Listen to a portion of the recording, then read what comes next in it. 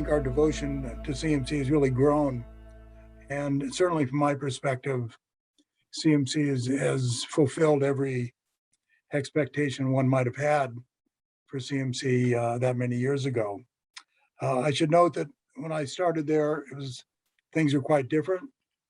The campus was much smaller, obviously. It was anchored by Story House, which no longer exists. We didn't have cell phones, didn't have computers, didn't have Xerox. In fact, we didn't have any telephones at all, except telephones we could use to call other rooms in the college. So much has changed, certainly in terms of technology, but I don't think much has changed in terms of the devotion that students have to CMC's mission. Thanks, Perry. Thanks for being here. And I know you're on the East Coast, so hope it doesn't get too late out there with all this wonderful conversation. Marcy, class of 1989. It's not fair for me to do that to your father without sharing a nice picture of you from your college days. So I had to bring that one up a little bit as well. The skinny ties are back, so I'm pretty sure that hair will be back before we know it too. So Marcy, talk to us about your decision to attend CMC, and then of course support your two children in their collegiate endeavors. Sure. Well, I grew up in the Pasadena area, and CMC was just always part of our lives, and felt like home by the time I decided to apply to college. But I really resisted it, wanted to look everywhere else. And in the end, I already had an aunt who's a couple of years older than me attending CMC. I had a cousin at Scripps, and eventually another cousin at Pitzer, and the Claremont colleges really were a home to me by the time I chose CMC. And still, Claremont McKenna College is still a home to me. And again, it just really, by the time I went, it really hadn't changed that much. Still no cell phones, no real phones, except the one phone in the hall for every single person on the floor. No computers. I think maybe towards the end, we started using computers. We had the typewriters where we had to, try to erase our mistakes on the paper. But on the other hand, things really weren't that different by the time my sons went. Logan went 30 years after I did, and I was really proud to see my two oldest sons go to CMC and graduate. Things changed because the school seemed more intense, more well-known, but really not that different. Some of the professors are still there. My thesis advisor was Jack Pitney, and he was just getting started, but and still there. Taught me really everything I know about writing and politics, and everything I learned is still really relevant today. I love watching him on TV. And some of my greatest experiences and memories are still from my time at CMC. And I hope my kids feel the same way. Thanks, Marcy. I think there's actually a theme here that I'm going to highlight after Harrison and Logan say hello. We'll start with, we'll go by age. So Logan, you're older. What did it feel like in 2015 to select CMC, a place that your mother attended and your grandfather attended? How did you feel about that? And what does CMC mean to you? Yeah, so it was actually a really kind of scary decision for me because I went to a small high school and a small school growing up. My mom was always raving about it and wanted me to go. And I was kind of like contrarian, and I didn't want to go because she wanted me to go at first. But then I really took a second and actually went there for a visit, checked it out. But in the back of my mind, I was, thinking I wanted to go to a bigger school. So I was kind of pushing for like UCLA or Texas or Berkeley or something like that. And then my mom brought me back for one more visit. And then that's what really, pushed me over the edge. I met a couple people that I really did get along with. And I kind of just trusted my mom because I thought, she probably knows what's best for me. I should trust you more. It worked out incredibly. My roommate right now is biking behind me. He's like my best friend from CMC. And I did meet, the people I'll be friends with the rest of my life there. Great, thanks. Harrison, you had the added element of the fact that your brother was a year older and he was there. A lot of siblings sometimes like to go to other locations, other colleges and universities. What was your thought about CMC and why you chose to attend Claremont McKenna College? So big part of my just overall college decision was the ability to be able to play water polo at certain schools. So I was looking mainly at schools that were very similar to Claremont in size and just like D3 small school. That's kind of what I was looking at. And I went on a few visits, and the only place I really enjoyed myself and really felt at home was at Claremont. I've always been really close with Logan, and visiting him and meeting all his friends, I'm like, these are the type of people I want to be with. These are the type of people I want to have friends with. And then also meeting the water polo team and everything like that. It was definitely a very convincing argument that Claremont put out that I should be going here versus anywhere else. Great, thank you all. All right, let's talk about some stories here. Let's go into the vault a little bit.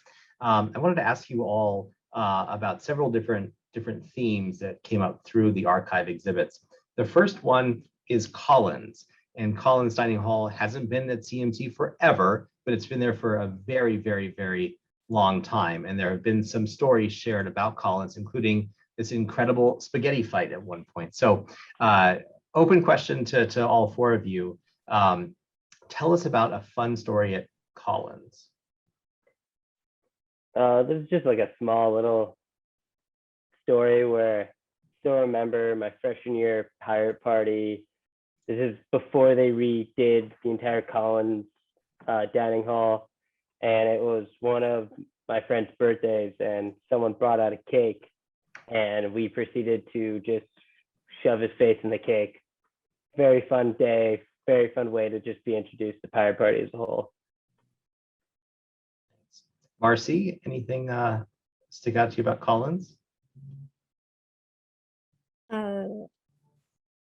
Well, like we talked about, there were a lot of food fights that nobody seemed to stop back then, that seemed to be fine. And now looking back, I feel kind of badly about that, but I don't know if that still goes on. And sort of regularly, at least every week. And that's what I remember as being the most fun stories about Collins. Well, I know Jack Stark is watching too. I'm sure food fights in Collins were his favorite thing as a college administrator. Especially the Jell-O. Yeah, and Kevin just put in the chat about the butter patties, which used to come on a little piece of wax paper and made perfect projectiles. Yeah, that green Jell-O. Yes, the salad bar was green Jell-O. That was the salad bar. Those were your greens, huh? We'll talk about a little bit. Oh, by the way, the common theme that you all had was no phones in your dorms. So all of you have not had phones. I had a phone in my dorm. I think Jack started putting phone jacks in the dorms probably in the early 90s. So I had a cordless phone in 02 to 06. When the personal phone was popular and before cell phones got really popular. So none of you had phones in your dorm like I did. So let's actually talk about dorms a little bit. Tell us about where you lived on the CMC campus and why your dorm is the best dorm at CMC. Harrison, we'll start with you. So I lived in two different dorms. So at Claremont, my freshman through junior year lived in Wolford, and funny enough, all in the same suite, same room twice in the same suite the next year, and then 1 year on Green. And much as I love Wolford, Green was hands down the best dorm I think anyone can live in, especially with the situation I had where I was living on Green Beach in the corner. I don't know, it was the best thing, where I always had my closest friends end up being my suite mates freshman year, and then so on when I was able to start choosing my suite mates.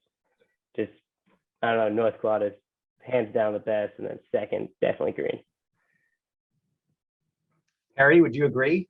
Is Green and Wolford the place to be? Yeah, well, I actually lived in what was then called Claremont Hall, which has been renamed subsequently. It was one of the two newest dorms on campus.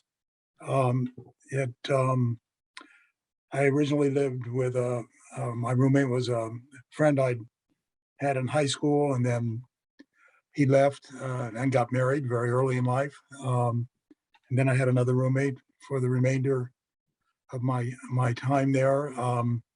My neighbor for all 4 years was Robert Day, who was the founder of the Robert Day School.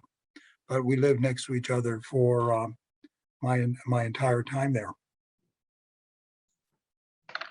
And did you have air conditioning in that tower? I'm No, sure it was air conditioned. but- there was no air conditioning. As I mentioned earlier, no telephones. We did have something that may or may not exist today, I doubt it, which was a weekly maid service. We actually had someone changing our sheets and the like at least once a week. And that I think was a great luxury, certainly for an all men's college. And Perry, I think, John Faranda here, I think you were in what we now call Phillips dorm, probably, right? That's right. Yeah. And we have had maid service, except this year, because of COVID, the staff has been dispersed to do more sanitization and cleaning. So I think the room service has gone by the wayside this year. Mm-hmm. It has. They're all doing extra cleaning of the classrooms and common areas at this point. So let's see here. Marcy, what was your dorm life like? I Saw a couple of those started, photos. well, let's see, I was just telling Harrison last night or the night before that we didn't choose our roommates, and I don't think that they do now, but there wasn't any kind of like, Facebook matching or anything. I don't know how we were put together. Maybe there was some kind of a paper form, but it seemed like CMC did a pretty good job, and I was placed not with a roommate, and then also next to some women who are now still pretty good friends of mine. And we were in Mid-Quad and Phillips. We stayed there, no air conditioning, no phone. We stayed there for a couple of years, and then I went abroad and came back, and they put me in, I think in Claremont Tower. I don't know if it's still called that either. Maybe That's there now was- called Auen, A-U-E, Okay. Auen. Okay, and maybe there was air conditioning, still no phone, but it was There was fine. air conditioning. I think there was there, but I still wanted to get back down to Mid-Quad. I was not really interested in North Quad. Probably the same as it is now. It was pretty loud and crazy. It was great to go there for the parties, and it was nice to go back to where I lived. And probably the same ideas they have now. And when I went to visit my boys, it didn't look like it changed much or anything was really done to the North Quad dorms. And we did have made some kind of cleaning service. No, we never changed the sheets, and all, as far as I remember. It Probably definitely no one evolved wanted to over walk time. into our room because it was so messy as far as I recall. Maybe they just I'm- moved them in. Happy to report that all of our dorms are air conditioned and remodeled at this point as well, except for North Quad. North Oh, Quad still does okay. not have air conditioning. I could just see the electric bill with all those doors being kept open and the air conditioner blasting at 60 degrees. So that will probably stay the iconic North Quad building that everyone remembers and That's loves. right off. They still And want to for- live there. You still want to live there. Yeah, Yeah. they're not talking with their feet at this point. And I should say for alumni weekend, since it's over Memorial Day weekend, you have the opportunity to stay in our beautiful air-conditioned renovated dormitories, or the non-renovated, non-air conditioned dormitories, if you want to relive the North Quad experience there. So I think we mentioned at the beginning ponding and pinning and that long-standing tradition. Give us your favorite ponding. We'll start with Logan. Logan, your favorite ponding story. Ponding story. I mean, I got ponded by my friends. I didn't even know ponding was a thing. And my birthday is the day after Halloween. So yeah, November 1st. So I was in my full Halloween outfit. I think I was a ladybug, if I remember correctly. But I think my friends convinced me to go over and do something near the fountain, and they just like shoved me in there out of nowhere and started a big fight. But I didn't know that was a tradition. So I guess I learned the hard way. And it ruined my Halloween costume, especially because the night was still young.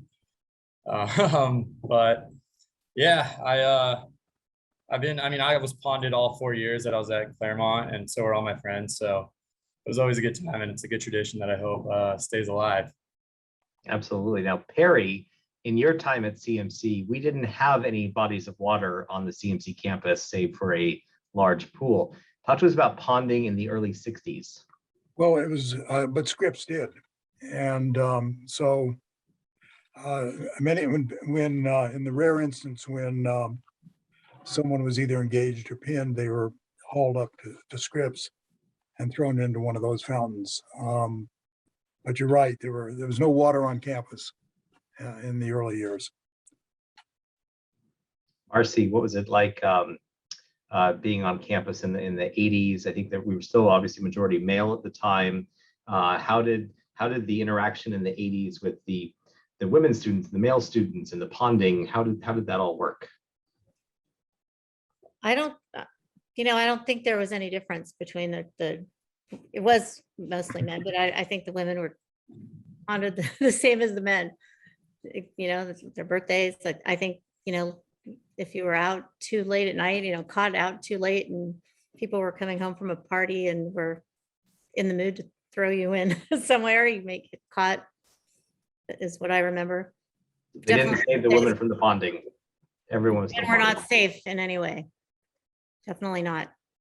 Now, Harrison, your birthday is in the summer, but you had to have thrown someone in the pond at some point. And by the way, everyone, Harrison has never been ponded.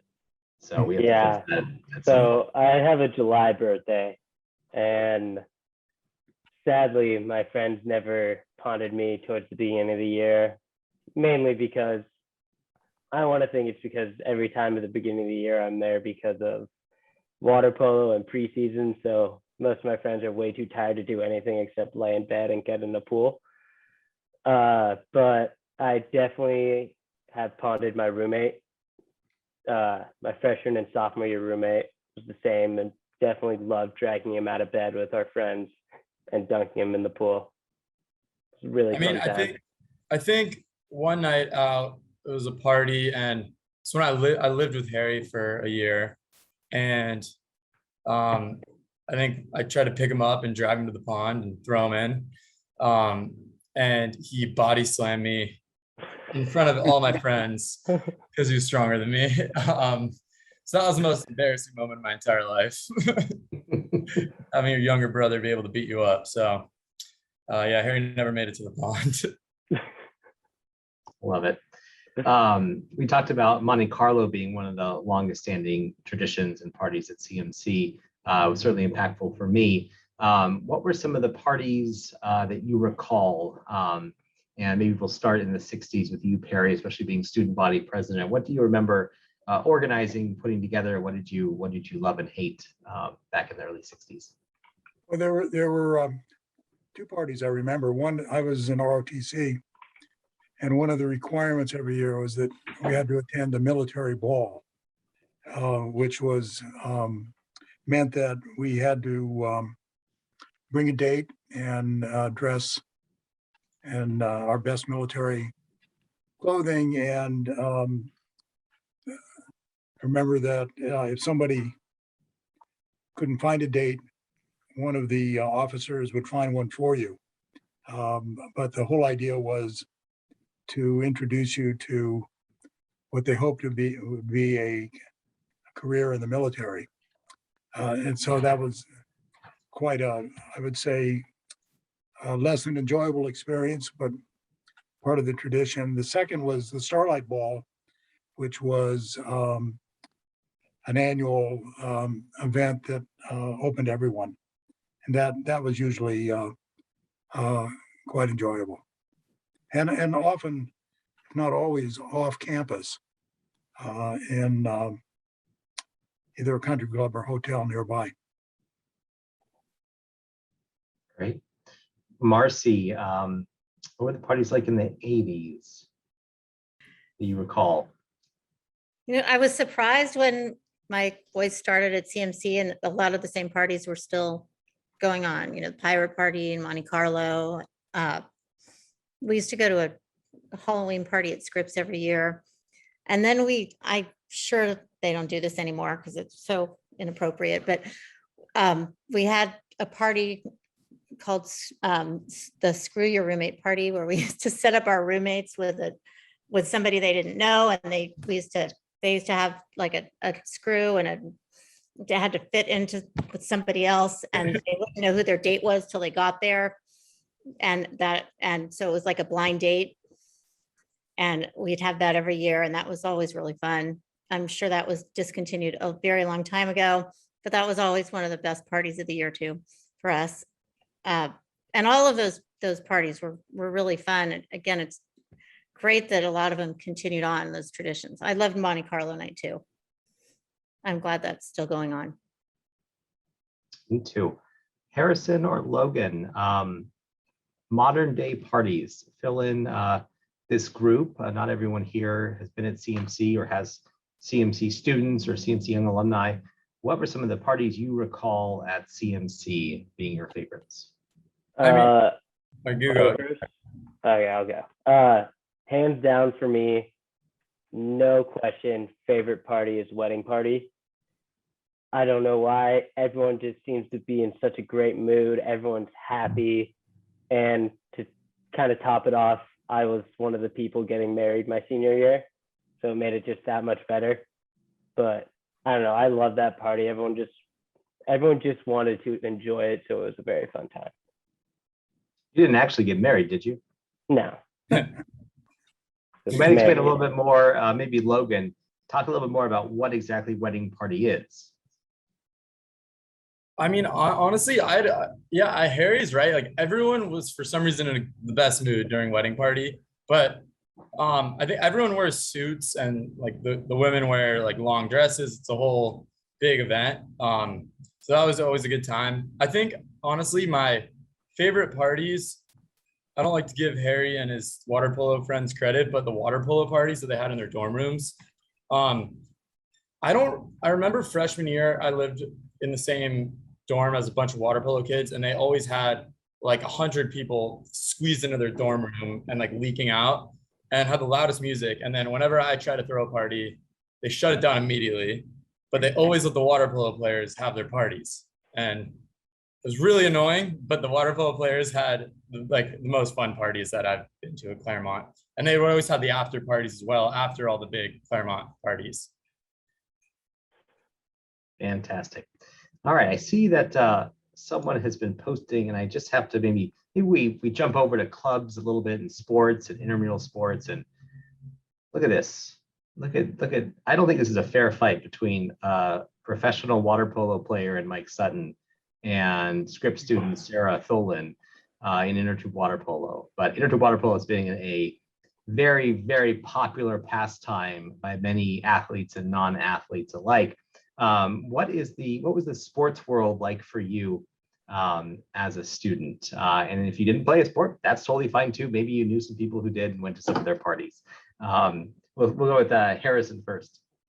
So water polo is one of the biggest things that affected my just overall college experience. It was basically a built-in group of best friends from every single year. Like even the freshmen coming in, we were taught that like we are family, we are close and everything like that. We had a little bit of rivalries with some other teams, but for some reason we always just stuck together, very close. And definitely the highlight of my college experience was semifinals of the SCIAC tournament, a big comeback against Pomona Pitzer at our home pool, and just the energy and the crowd and everything about that game. I still get chills to this day thinking about it. Fantastic. Logan? Yeah, lacrosse was an awesome experience. allowed me to connect with John Faranda very early on. I think he showed me around before I even began school at Claremont. And it was the perfect balance. It was a club sport. I'm not as serious about sports as Harry was. I wanted to do it for fun. I like getting exercise. I love sports. But it was the perfect balance of, we were a club sport, but we were a very serious club sport. So we took it all very seriously, but we didn't have to do all the training on the side and like eat healthy and all that kind of stuff. So it was just more of like a great bonding experience. It was a combination of people who played lacrosse growing up and people who just wanted to try a new sport, which was always really fun. And then, I think for the freshmen, especially coming into a new school, it allowed their experience to be a lot easier, especially me as a freshman, having all the older kids take me under their wing. Then I would try to do the same, as I got older. So I think playing a sport in college, I think that was probably the highlight of my Claremont McKenna experience, honestly. Great. I paused here on this picture before I go to Marcy and Perry. John, correct me if I'm wrong. I think this is the construction of Bauer Center. Right, the construction of our center and Green Beach before the plants were taken away and really made it into a beach. Green really used to be separated from Parents Field by those quite thick hedges, as you can see. But yeah, that's a great photo with Bauer going up. I don't know what they're doing, but I could imagine our landscaping is not too thrilled. No. Well, yeah. Marcy, any experience with sports, athletics? I mean, obviously you went and saw Harrison and Logan, of course, but That what is was sports like to you? extent of my athletic experience at CMC. People always ask me what sport I played, and I failed my aerobics class at CMC because it was at 8 a.m. on Fridays. And that's the extent of my athletic career at CMC. But I really enjoyed watching Logan and Harry play their sports. Now, Evan, do you want me to share this photo of Logan at the lacrosse party with that wild suit on? And I still want to know, why is he standing on my dining room chair? But that's a great lacrosse party, Logan. Perfect. Yeah, those were, I think the lacrosse parties, the rampage every Christmas was always a good time. Everyone brought out their funny looking suits. Perry, I feel like in the 50s and 60s, almost every student played a sport at CMC. Was that your experience as well? No, I think the extent of my athletic career was marching up and down the football field during ROTC exercises, which were weekly. But apart from that, I wasn't involved in sports. I was spent a considerable amount of time on the debate team.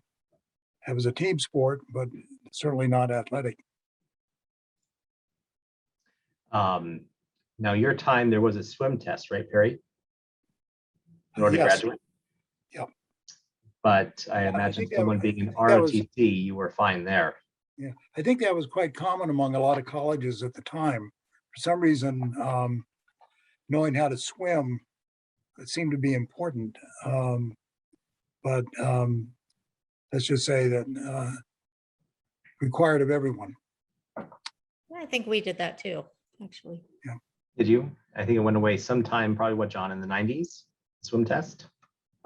Yes, I think it was 1990. So Marcy, you just missed it. Got to do it. Great. This is a great photo of Perry with his debate team. Yeah, this is our forensics team. Perry's there in the center. Perry had mentioned he did a lot of debate, and of course, clubs and organizations are a significant part of the CMC experience as well. So Perry, we'll start with you since I have this photo here. What were some of your passions with clubs and orgs? Well, first, it should be obvious, our team was a joint team of Scripps. So you can see some of the Scripps students there. And the way over on the left side is, you can see Herbert Hoskins, who was the faculty advisor to the debate team. And sort of through the years I was there, the team became more and more successful and more people joined the debate exercise, and we did quite well, I think, winning virtually every college tournament in California, and several tournaments nationwide. It's fantastic. I just had some other photos I wanted to flip through, including, of course, the student council piece here. When you were ASCMC president, of course. So ASCMC student government has been a staple for many decades since the founding of the institution. And here we actually have a number of fairly involved alumni. We have Fritz Weiss in this photo, Wally Diekman, of course, Perry in the center as president. So very meaningful and very helpful, of course, with the college. So how about you, Marcy? What were some of your extracurricular involvements that you recall? I think I did a lot of on-campus work. So I remember working in the development office and in the admissions office, and working at the time we started like a peer long before our time, like a peer counseling group.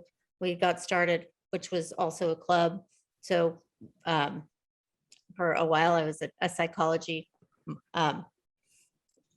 maybe going to be a joint major in psychology. So we worked on that too. So I remember doing a lot of jobs and working at the time, and that one club. We employ, I think last I checked, somewhere around 900 of our students on campus. So an on-campus job is really a significant part of the CMC experience, whether it's with the institutes, in the Athenaeum. And I know we haven't really talked about the incredible Athenaeum on this, and I know we're running out of time too, but a lot of ways for our students to get involved and do research or earn some spending money or help pay for their education while they're at CMC. And I did, and research, even then I did research for at least my last couple of years there. Great. Harrison or Logan, anything else to add before we go to the next question about clubs and orgs? For me, no. Yeah, I mean, I worked at the local elementary school every Friday. That's sort of what I did when I wasn't playing lacrosse or doing schoolwork.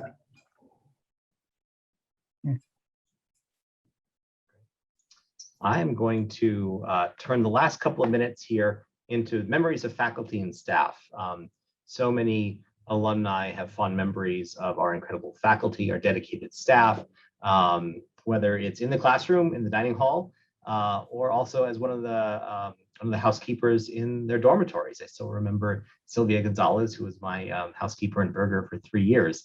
And a number of people submitted, of course, memories of the incredible faculty and staff. So let's start. Perry, talk to us about a faculty or a staff member that was really impactful during your time at CMC as a student.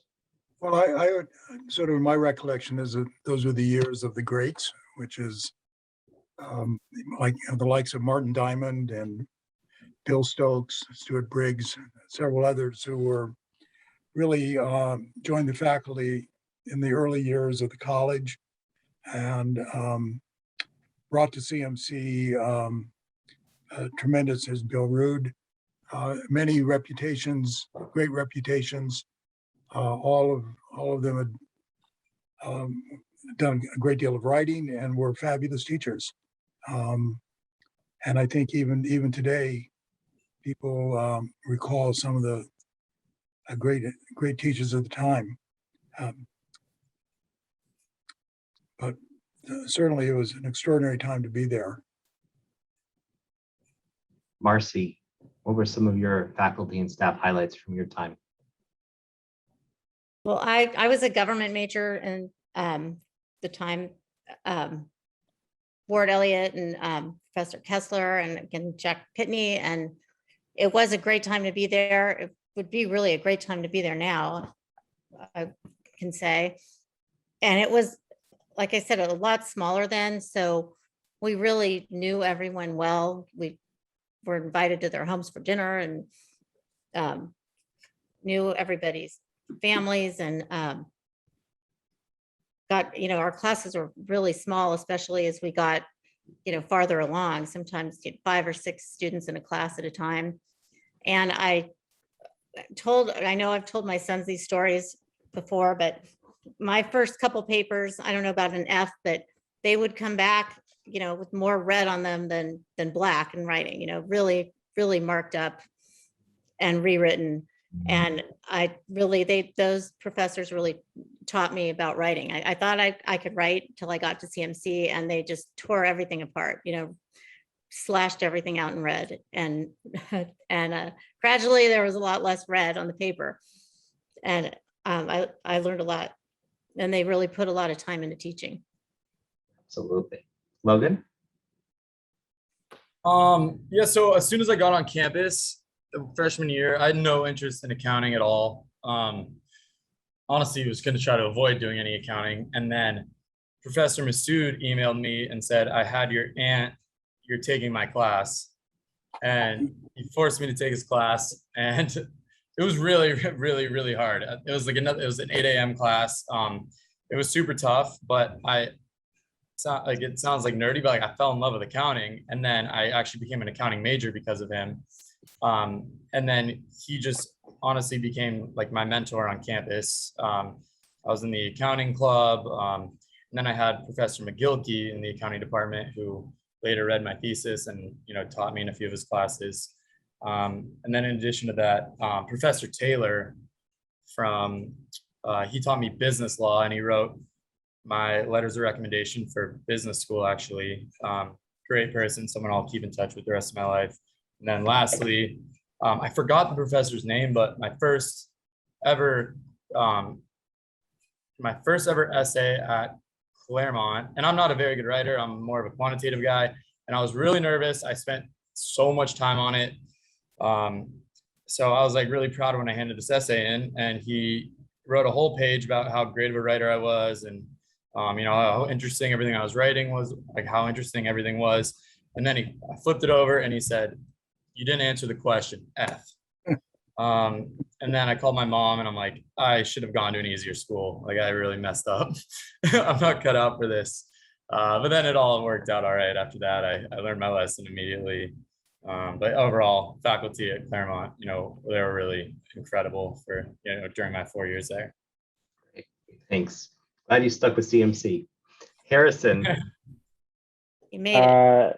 So weirdly enough, I was an applied math major and a computer science sequence, but hands down, the most impactful professor, Logan mentioned him, was Professor Masood. Just his passion for what he's teaching, his passion, I had no interest in accounting. Logan convinced me to take it only with Masood, and hands down, one of my favorite classes, and just one class that to this day, I still see its impact and just in everyday life. And then just staff as a whole is DT, Diana Graves, and Sue Layden are two people that I don't think I would have made it through Claremont without them. They kind of just helped guide me through tough times at Claremont and just helped me through the other side. Great. Thanks, Harrison. And my thanks to all four of you for taking the time out of your day and sharing your CMC experiences. We hope to see all of you at the All Class Alumni Weekend, end of May, over Memorial Day weekend. So I'm going to remove your spotlights right now, and we'll go back to the larger group. If everybody wants to select gallery view, you will be able to see everyone who's here. Thanks to all of you for taking the time out of your busy schedules as well for connecting with CMC. I know that Mark Schwartz is here, who's chairing our 1946 challenge in a couple of weeks. Thank you, Mark, for your service. And for all of you who remember the best parts of CMC, whether it's dorms, academics, faculty, athletics, do think about participating in the 1946 challenge in October 13th and 14th. Coming up here pretty soon. Until then, feel free to unmute, say hello, say goodbye. Thanks to all of you for your commitments, your dedication, your support of this incredible institution and each other. Have a great night.